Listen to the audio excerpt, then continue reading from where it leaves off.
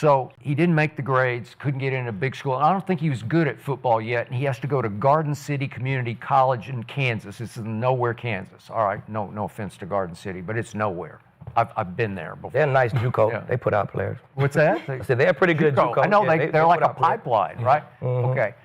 And then he winds up at Oklahoma State for about 3/4 of a year because he has his first domestic violence problem, and they just dismissed him.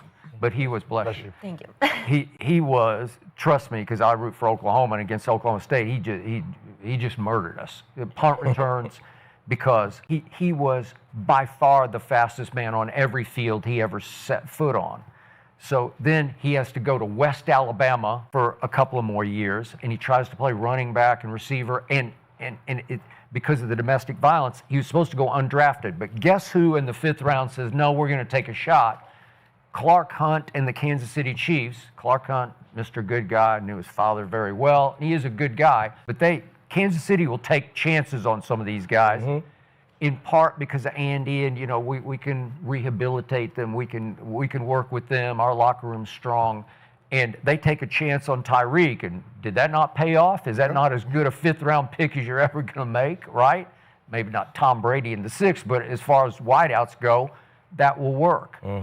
And then to the Dolphins, he obviously had a great run with Miami, but under Mike McDaniel in 2023, and it wasn't, as you keep saying, that's not that long ago, they just tore up the league. Yeah. It was Mike McDaniel's 2nd year with Tua, and he taught Tua, just get rid of it. Just throw it on time, throw it up for grabs, because Tyreek will just run under it like it's a punt. He'll just track it down. And the numbers they put up were just extraordinary. Great. Seriously. He led the league in receiving yards and 1,700. Yeah, it was sweet, man. I'm looking at all these numbers, and they're just like, whoa. Leading passing too, right? Yeah, Probably. yeah. And they go 11-6 that year, and they wind up in a playoff game back in the cold in Kansas City, and Tua can't play in the cold. He's a Hawaii kid, and they just get smoked, and it was like a joke game. But my point is, then I look at wide receivers who can last. Well, I covered a Raider team one year in 2002 that went to the Super Bowl with 40-year-old Jerry Rice and 36-year-old Tim Brown. Do you remember that team? Okay, and they're pretty good because they were playing with their heads, not their speed, right?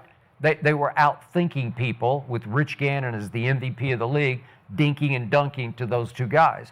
Well, Tyreek's, I'm with you. I think he's got a lot of juice left, and so he belongs somewhere.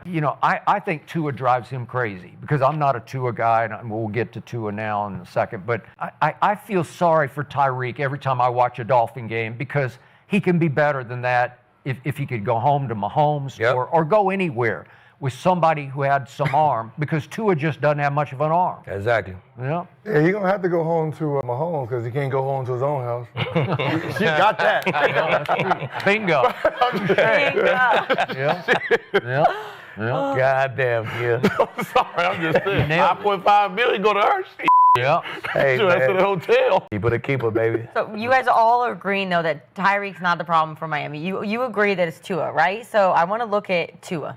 Obviously, 2023, though, they put up great numbers. did. But then he gets hurt last year, concussion, and then this year comes out, 33-8. It was horrific to watch.